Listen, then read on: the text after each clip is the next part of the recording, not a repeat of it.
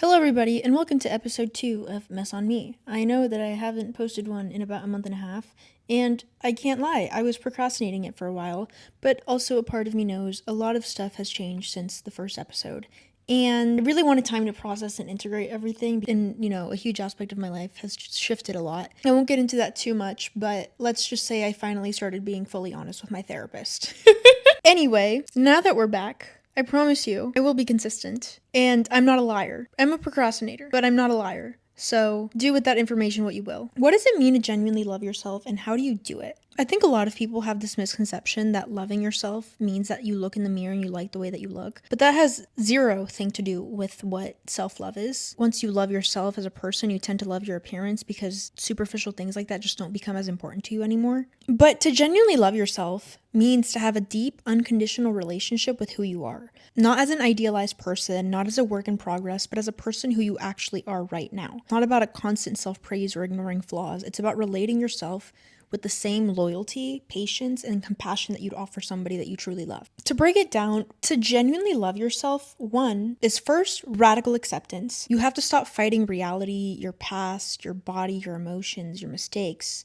You can still grow and change, but please do not make your worth conditional on the levels of that growth. It's healthy to make Pinterest boards and to have this idealized version of yourself, but I think all this social media rhetoric of if you don't like yourself, become somebody new is so backwards and bad. Who told you that you didn't like yourself? Why don't you like yourself? You weren't born hating yourself. You weren't born wanting the things that you wanted. These are ideas that have been fed to you. Whenever you try to curate these versions of yourself, it honestly makes you hate yourself more because it puts this idea in your head that if I don't look this certain way, if I'm not this weight, if my waist isn't this size, if I don't have this amount of money in my bank account, if I don't have these certain hobbies, if I don't do this, if I don't do that, then I am not worth anything. But the issue with that is that it will never be enough. You will never be thin enough. You will never be rich enough. You will never be pretty enough. You will tale as old as time, you know what I'm saying?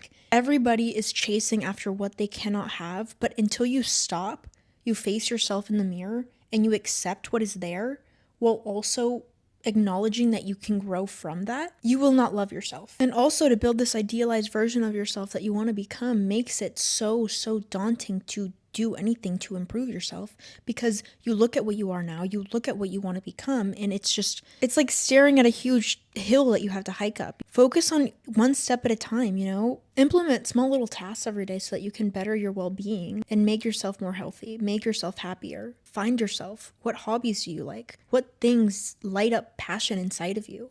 What is it that you want to live for? Because to live for appearances and for money and for all this superficial shit, it just gets you nowhere, and it gets you in this endless cycle of self-hatred. If you're tired and you miss a workout, it's not the end of the world. Just make sure not to go, more than 2 or 3 days without working out. To force yourself to be doing super hard workouts every single day and not listening to your body and not listening to what your nervous system is telling you about resting and all this stuff, it's probably going to make you happy in the short term, but long term, you're going to end up hitting burnout. Genuine self-love starts when you stop fighting who you already are. Radical acceptance doesn't mean apathy. It means seeing yourself clearly without constant resistance or judgment. You can acknowledge your flaws, regrets, and shadows without deciding that it makes you bad, It sounds like this is where I am right now. I might not love every part of it, but I will stop treating myself like I am the enemy. And whenever you do this, you free up energy that you've been wasting on self-rejection and can finally use it for healing, creativity, and resting. All right, point 2 of what it means to genuinely love yourself is emotional honesty. Do not gaslight yourself out of feeling. When you're angry, you allow it. When you're sad, you let it exist. And love doesn't mean silencing discomfort. It means holding yourself through it. Stop letting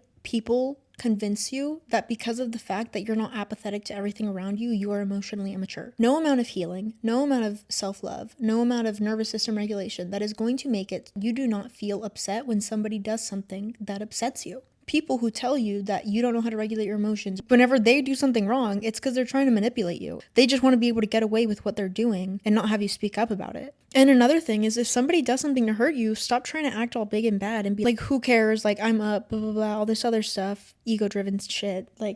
If you care, you care. It's okay. It's okay to care. And in my opinion, it's even more of a stab to the person because it's not like they lost somebody who didn't give a shit about them. No, they lost somebody who genuinely cared. They lost somebody who was willing to, like, you know what I'm saying? Like, be there for them. Now, on the other side of that, of course, emotional maturity comes with learning how to communicate these feelings without, imposing or putting projections onto that person. But you still feel what you feel no matter what, and you have to take yourself out of the center of the equation, but your feelings are still valid. You have to recognize the nuance within that.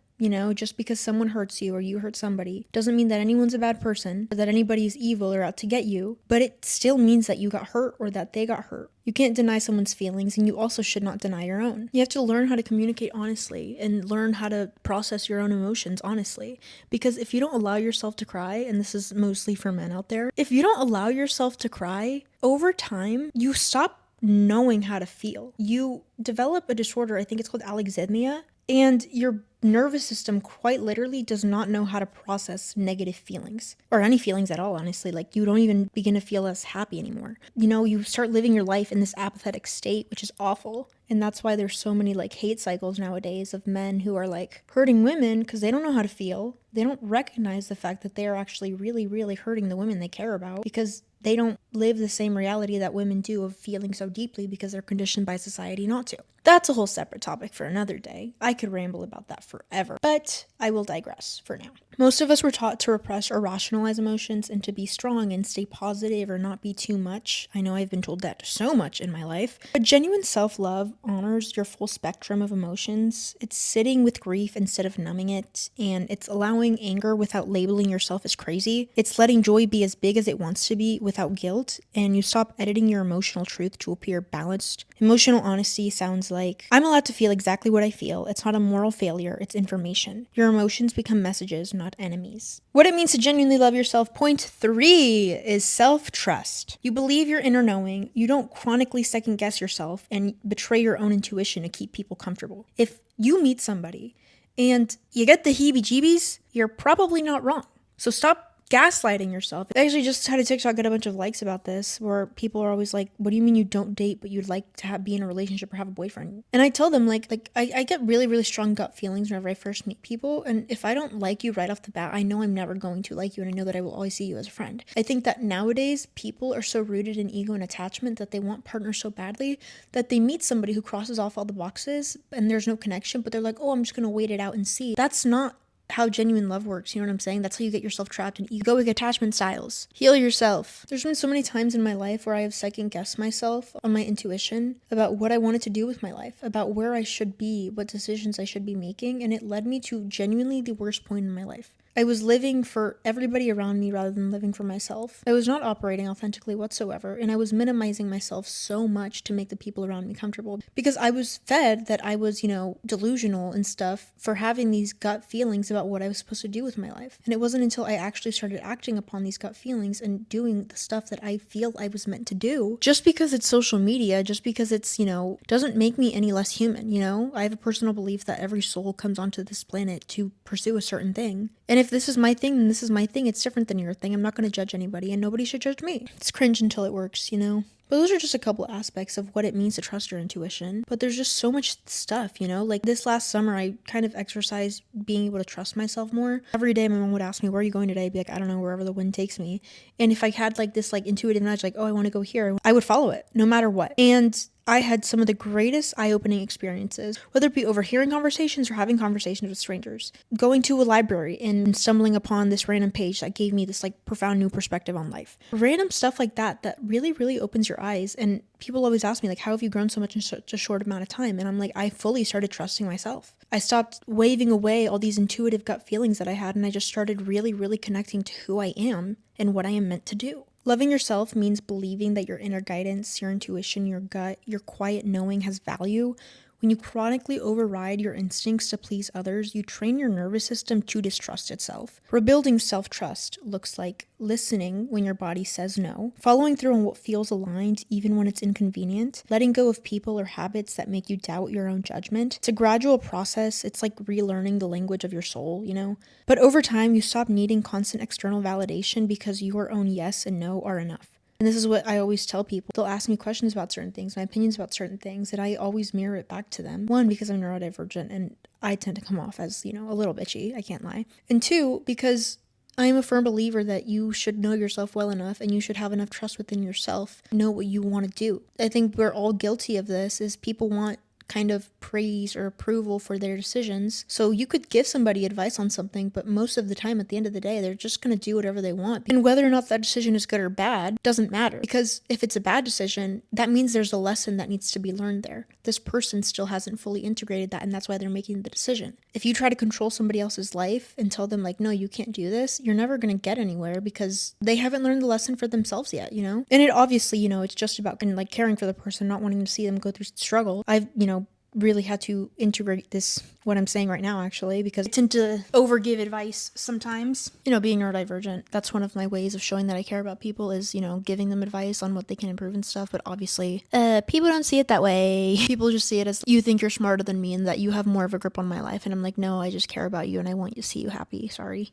Like, I have pattern recognition skills. I know how this outcome's gonna come, bro. Don't do it. Point 4, boundaries. Loving yourself means you no longer trade your dignity for acceptance. Stop letting people walk all over you, but also stop deflecting accountability within said boundaries. You cannot force somebody to come up to your little finish line and act the way that you want them to act. You have to say, you know what, period, and walk away. Because boundaries are not some line that people cross. It is a force field around you. You know what I'm saying? If somebody does not conform to your boundaries, you cannot make them conform to your boundaries. What you can do is you can walk away and hope that their actions finally become mirrored back to them and they realize what they are doing. Obviously, communication is needed beforehand because sometimes people don't really realize what they're doing, and if you bring it up to them, they'll be more than willing to, reflect on it. But if this is something you're bringing up and it still has no change, or fully refusing to take any accountability within the situation and saying that you're sensitive or anything like that, it's up to you to walk away. Whatever is meant for you will not pass you. Whoever is hurting you, if you walk away and they don't shape up, then they are no longer meant to be in your life. And I think a lot of people struggle with that, is that they don't have that understanding of nothing's permanent in life. It's a hard pill to swallow, but it's very much the truth. Everybody leaves, whether they die, whether they walk away. And that's not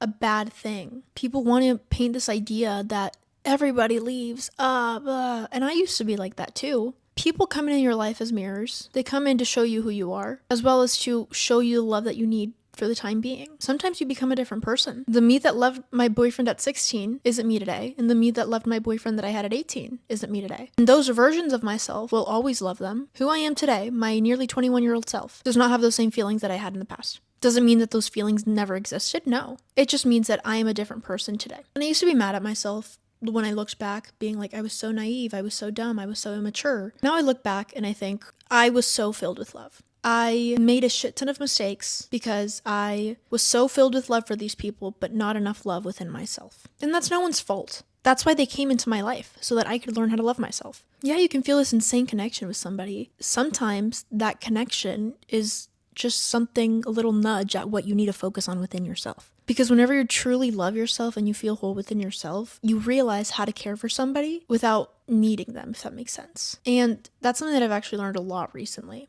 Unconditional love. How do I explain this? It exists whether or not the person's there in front of you. You love without knowing how, when, or why.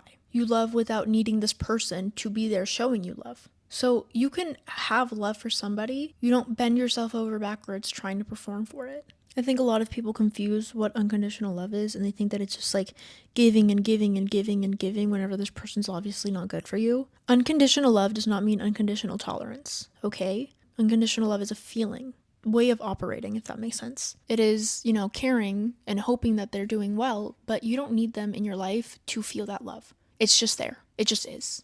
But you have to unconditionally love yourself first. And we all have unconditional love within us. You have to learn how to access it. You have to realize that you're not the voice in your head. I know that sounds creepy, but the negative voice that is telling you that you're not good enough is not real.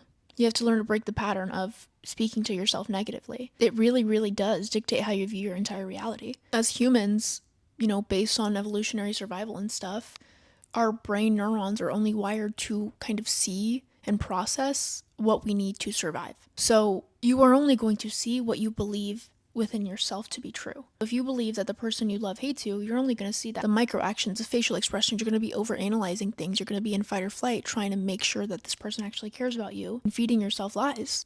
Probably going to sense that on you and grow resentful, and it causes, toxic cycles. But in reality, it's not that they don't love you. It's that you don't love yourself. Anyway, I'm getting on a huge tangent here, but boundaries are self-love in action. They are not walls, they are conditions that make love sustainable. You can't truly love yourself if you constantly betray yourself to keep other people happy. Setting boundaries can look like saying no without explaining yourself, ending conversations that drain you, refusing to participate in dynamics that make you small. And yes, it might upset people, but that discomfort is the price of peace. Each boundary says, I will not abandon myself for connection anymore. And ironically, that's what creates real connection, one rooted in truth, because people who actually do love you for who you are on a soul level and not for what you provide for them will not be upset whenever you hold up your boundaries. Point 5. Compassionate accountability. You take responsibility for harm that you cause others or patterns that you want to change, but from a place of care, not shame. You become a safe parent to your own inner world. Shame is very bad. You should never feel shame. What you should feel is remorse. Take accountability for the negative things that you're doing and stop trying to change people's minds about the way they feel about things. If you find yourself saying, oh, you were too sensitive, wrong. They were not too sensitive. Some people feel deeper. Some people are more connected to their emotions. Some people are not disassociated from their bodies, okay? They did feel that thing. Just because you don't want to accept the fact that you did something negative doesn't mean that it didn't happen. People who truly love themselves can take accountability. People who are insecure can't, because it would then warp their perception of how they view themselves. And the man who lies to himself is a man who does not love himself. Always question what you are told. Sometimes people project, and that's something that you analyze and you see. But you should never hit people up front with this wall of like, no, I didn't. And as well as stop lying to yourself about the actions that you're taking. Stop making excuses for why you're not doing things in your life, I didn't film this podcast for a month and a half, but I was self-aware, I was like, yeah, I keep procrastinating it. I'm not gonna lie. I could be doing way better. Oh my gosh, there's a bird out there. I could totally just sit down and film this right now. And I reflected on it a bit and I was like, why do I want to wait so long? And I realized I've changed a lot since the first episode. I think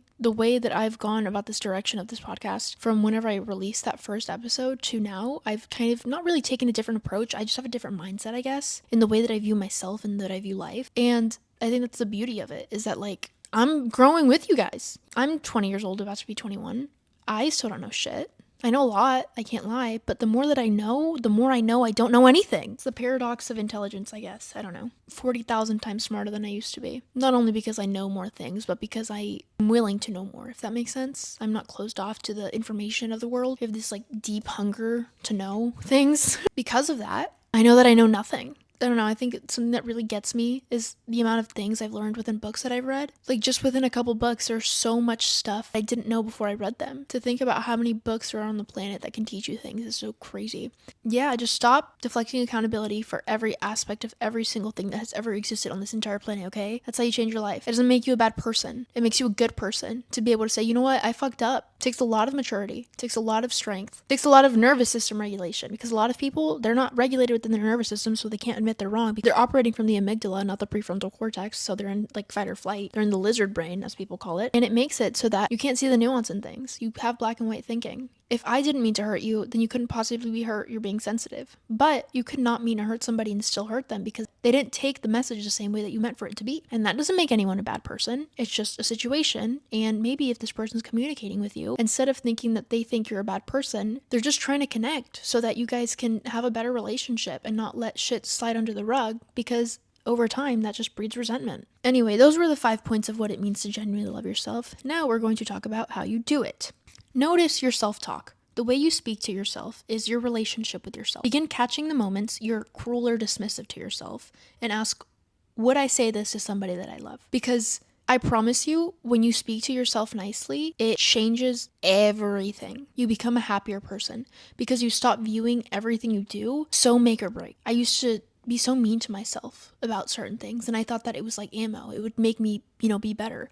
But that's not the case. That's not how the human mind works at all. The human mind works off of positive reinforcement. Recognize when you do good things for yourself and applaud yourself for it. If you make a mistake, be compassionate about it. I talk to myself like I'm a toddler. And like my inner monologue is literally like a preschool teacher, because that's just who I am. I'm a sensitive person. I've acknowledged that. I've, tried to put up this tough exterior to not get hurt, but in reality, it just makes people think that you're a tough person and that they can be like harder on you, when in reality, if you raise your voice half a level, I'm gonna start shaking. And there's no amount of like nervous system regulation, there's no amount of like healing that I can do to make it not. I'm neurodivergent, okay? I have like 17 different tabs open with like a low RAM on my computer of my brain. I overthink absolutely everything because, yes, this is beneficial. I can look at one t-shirt and style it 17 different ways, or I can have an idea for a podcast and, yap my ass off. But at the same time, if you tell me something in a weird tone, I can think of 16 different ways that you meant it, and they're all gonna be negative. So I've just learned to, communicate with people, and I've learned to also speak to myself like I am in preschool. Because what harm comes of that? None. Positivity comes of that. Every time I make a mistake, I no longer beat myself up about it. I take the lesson and I move on. Yeah, I, have a good cry here and there. But that's because I need to know how to process my emotions. I can't be dissociated from my body. I used to think, oh, I have such a high pain tolerance for physical pain because I would get shots and all this stuff. And I literally would I remember one time the fridge handle door came off and I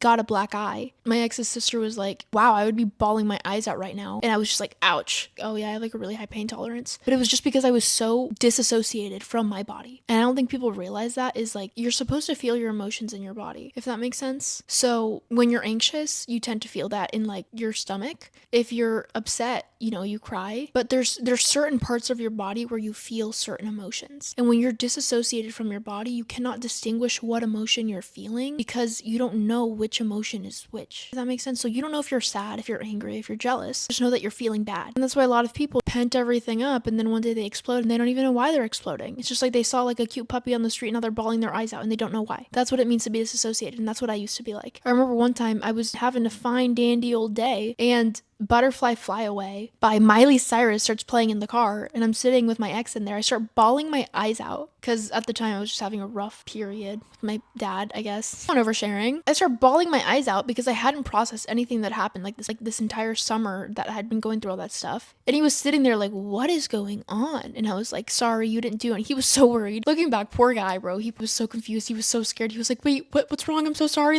That's actually really funny now that I think about it. So I hear this Miley Cyrus song from when I was a kid. I start having a full-blown panic attack and I have no idea why. And now looking back, I know, I was disassociated from my body. I didn't know how to feel my emotions properly. And it wasn't until like May of this year when I went through that ego death where I started realizing like, oh shit, I really am disassociated from my body. And that's why I think I didn't realize how neurodivergent I was. That's something that happens a lot with neurodivergent people, actually, fun fact. And it was a survival mechanism. And because of the fact that I'm not dissociated anymore, I have such bad sensory issues. It's kind of annoying. I can't lie, but I can't go anywhere without my AirPods anymore because I hear everything. I don't know if that makes sense, but I always explain it to people because they always ask, like, why do you have your AirPods in public? I'm like, I would not be able to have this conversation with you if I didn't have the AirPods in. And I don't want it to feel like I'm not listening to you because if I take these AirPods out, I'm going to be listening to 17 different conversations that are around us right now. And I will not be able to focus on what you're saying. Because of the fact that my brain processes things at such like an expanded rate, I'm going to be listening to our neighbor's conversation and the one across the room as well as ours. And even whenever I go out to clubs and stuff, I'll have to have my AirPods in because there's just so much noise going on. I can only handle a couple. So when I have the AirPods in and noise cancellation, it makes my nervous system calm down more. And it just makes it so that I don't feel as suffocated because of the fact that like it's only one sound as opposed to who knows how many, you know what I'm saying? You have to reparent your inner child. And I know that sounds cheesy and it's like all this woke shit or whatever the fuck. But when you feel triggered, imagine the younger version of yourself behind that feeling and speak to them with gentleness. Give yourself what they needed back then, validation, safety, and permission. Because a lot of times the way that we operate is because somebody in our past in childhood told us a certain thing about a certain feeling. So maybe you don't allow yourself to cry in certain situations because you were raised that crying was weak.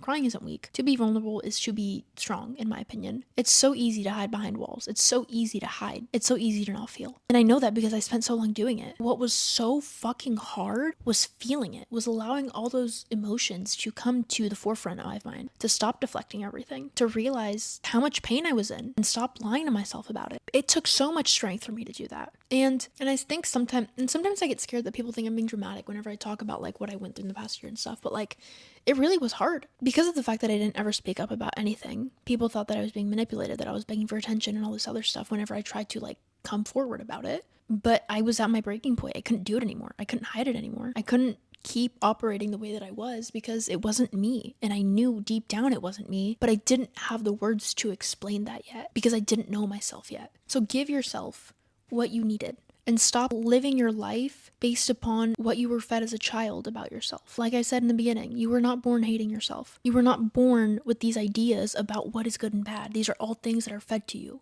And you have to reparent yourself and reteach yourself about what is good and what is bad. It is not bad to be confident. It is not bad to have strong boundaries. It is not bad to put yourself before others because you always should, because you're the only person you have in this life. There's a difference between being selfless and being spineless. I'm a very selfless person. I always think of other people's needs, but that's not because of the fact that I have no backbone that I'm standing upon. It's because I have so much love within myself that I do not need anybody else. And it brings me genuine joy to show other people love, to do nice actions for people. And that's something that does not come naturally to people unless they love themselves, because you radiate what you are. And if you don't love yourself, you don't want to love others. How are you supposed to love others whenever you don't even love yourself? I think people are so caught up in the way that they're perceived and all this other stuff. Like, I am so vocal about how much I appreciate, and just any friendship I have, I'm always so vocal. But in the past, I remember I wasn't that way. Love yourself enough to love others. Love yourself enough to vocalize how much you care about people without feeling cheesy. I'm a fucking cornball, and I don't care. I am so cheesy. I am so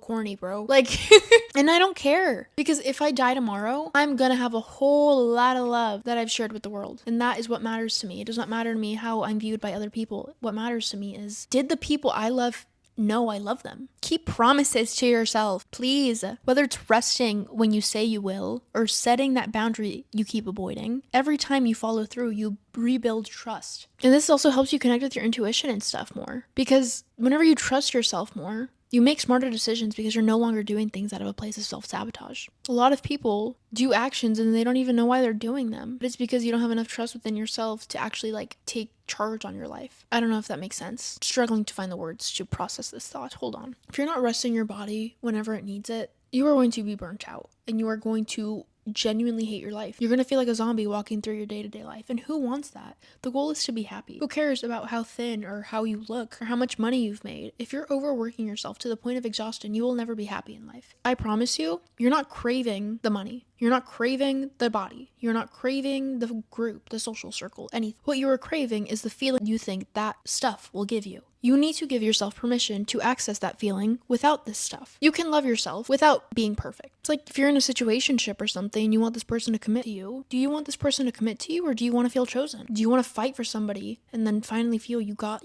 benefits of what the work you put in was? I used to catch myself being like, well, we went through so much together, like we can fix it, like we've already gone through so much. Yeah, that's exactly why you should walk away. Why would you allow yourself to continue being mistreated? Why would you allow yourself to continue being projected onto? Just because you've gone through a lot with somebody does not mean that it is meant for you. Just because you've, come back from a lot doesn't mean anything. If it's not serving you, it is not serving you. And you have to love yourself enough to acknowledge that. And you have to step outside of your ego to acknowledge, you know what? Fuck it. I'm not being chosen. But that has nothing to do with your worth at all. People feel certain soul connections. If this person, this guy or this girl or whatever doesn't want to commit to you, it's not because of, you at all. It's because of the feeling. They don't look into your eyes and sense that you've been together for lifetimes. And obviously some people aren't as vocal about this type of stuff. I'm a very strong feeler, so I know. It doesn't matter how pretty you are, what you look like, what your personality is like. If this person doesn't fuck with you, they don't fuck with you. And it doesn't mean you're any less than. There's nothing you can do to make them jealous. And sometimes these people just, have shit within themselves that they need to heal. And you're not supposed to heal anybody. You're supposed to heal the version of yourself that tolerated that behavior. Stop trying to fix people and fix yourself. Because any type of negative behavior that you're allowing in your life, that right there is a signal that you should look within yourself as to why you don't love yourself enough to not tolerate this. Because if somebody is acting up and acting weird, that should disgust you. That should make you think,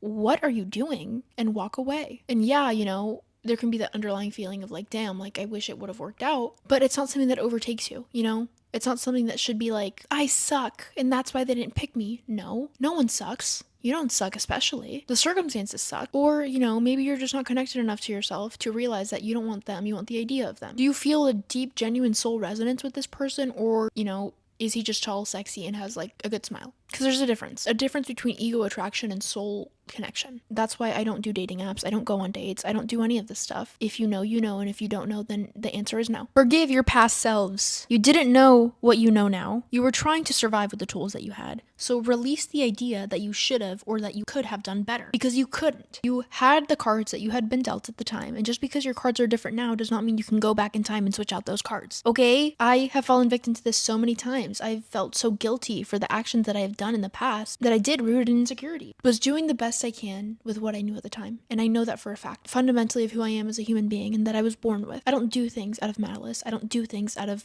trying to get back at people. I've never been that way. I do things out of, I feel so hurt right now, and I am going to, lash out on this person, but it's not because I want them to hurt. It's because I hurt and I want them to understand that. So forgive yourself. To sit and to dwell and to go on these cycles about things that you cannot change is self-harm. You cannot go back in time, no matter how much you might want to try. So simply take the lesson and grow, because your mistakes are not meant to haunt you. They are meant to teach you. They needed to happen. How would you know what you know now had you not made that mistake? If you go back in time and you change the mistake, who would you be? Probably not the same person. Probably not as wise as you've become. If I were to go back in time and change all my mistakes, where would I be today? Definitely not here, that's for sure. Surround yourself with mirrors and not judges. Choose environments where people reflect back your worth instead of making you earn it. You should not be surrounding yourself with people who operate on conditional love, but you first have to operate not from conditional love, obviously. People who are with you or around you because of what you bring into their lives on superficial levels. I also think, there's certain levels of friendship. You can have your little party friends, or you can say that you do certain things with, but your core main group of friends, these should be people who mirror you back to you, who show you the good parts of yourself, who make you want to be a better person. These should not be people that you feel you have to perform for. These should not be people that if you are having a hard day, you feel like you can't communicate that with them.